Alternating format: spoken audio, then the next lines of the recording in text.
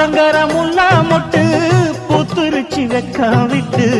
ஆசையில தொட்டு புட்டேன் நெஞ்சுக்குள்ள ஜல்லிக்கட்டு புடிவாரமானே ஒரு கடிவாளம் போட்டேன் மலை நாட்டு தேனே ஒன்ன மடி மேல சாச்சேன்